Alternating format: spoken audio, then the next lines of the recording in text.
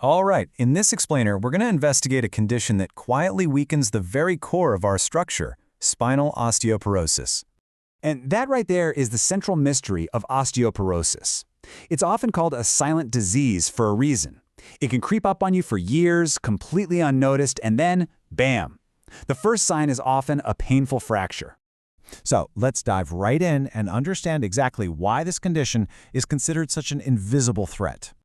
You know, the silent thief nickname is just perfect. Imagine someone sneaking into your house every night and taking just one brick from the foundation. You wouldn't notice, not at first. That's exactly what osteoporosis does to your bones. It's an inside job with zero warning signs. And here's the crucial part. It's not just about having less bone. It's about the quality of the bone going downhill. The internal scaffolding, that intricate framework inside your bones, starts to get weak and full of holes. This is especially true in the spine, which makes it incredibly fragile. Now let's zoom in on the crime scene itself and see this battle that's happening deep inside our bones. I love this analogy. Think of your skeleton as a bone bank. Throughout your life, you've got these little worker cells. The osteoblasts are making deposits, building new bone, and the osteoclasts are making withdrawals, clearing out old bone. It's a constant cycle. But with osteoporosis, the withdrawals get way out of control, and your account gets seriously overdrawn. Now, this is a really important distinction to make. People sometimes confuse osteoporosis with osteomalacia, but they are totally different problems. With osteomalacia, you've got a mineralization issue. The bone structure is there, it's just soft.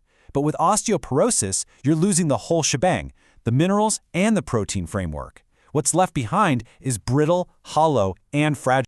So, to really understand this culprit, we need to know its different methods of attack. Let's break down the different types of osteoporosis. Sometimes, osteoporosis can be a local problem, say in an arm that's been stuck in a cast for months.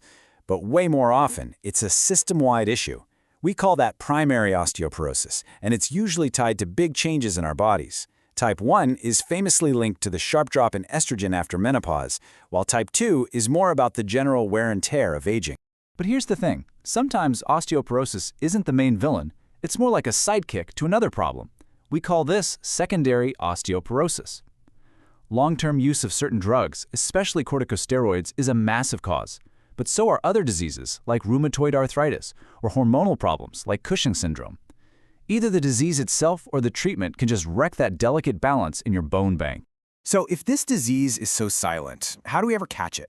Well, we have to become detectives and look for the evidence, the little clues it leaves behind. Now this is wild. Think about it. The most significant event, a fracture in your spine, happens without you even knowing it 2/3 of the time. It's like a series of tiny earthquakes are happening inside your back, weakening the structure, and you might just think it's a minor backache, if you feel anything at all.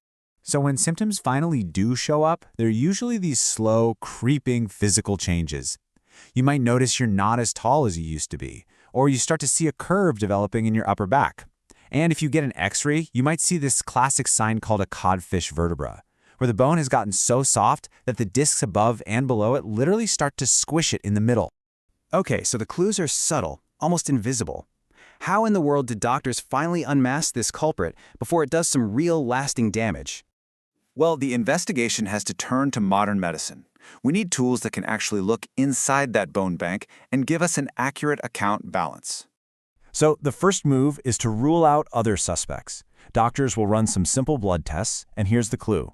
In pure osteoporosis, your calcium and phosphate levels are usually completely normal. This helps them narrow down the search and point the finger directly at osteoporosis, not some other bone disease. And that brings us to the gold standard, the key piece of evidence, the DEXA scan. It's a really quick, low-radiation X-ray that measures how dense your bones are. It then gives you a number called a T-score, which basically compares your bone density to that of a healthy 30-year-old at their peak. It's how we finally quantify the damage. So here's how those scores break down. Anything down to -1.0 is considered normal. You're in the green. The zone between -1.0 and -2.5 is a yellow flag. It's called osteopenia, which means you have low bone mass. But if your score dips below -2.5, that's the red flag. That's the official diagnosis of osteoporosis. Okay, the culprit has been identified. Now the focus shifts completely. It's no longer an investigation. It's about putting a comprehensive, lifelong management plan into action to protect what's left. And this right here is such an important mindset. This isn't like a cold you just get over. Management is a long-term strategy, a lifelong commitment to protecting your skeleton, stopping more loss, and in some cases, even trying to rebuild some of that lost bone. The plan is really built in layers, like a fortress. Step 1 is the foundation. You have to give your body the basic building blocks it needs, like calcium and vitamin D. Then you build on that with powerful medications. And surgery? That's reserved for very specific situations, like a painful fracture that just won't heal.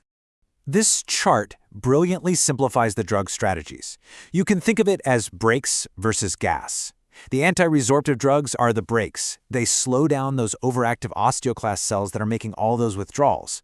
Then you have the anabolic agents. They're the gas pedal. They actually stimulate your body to build brand new bone. And some of the newest drugs, they're finding clever ways to do both at the same time.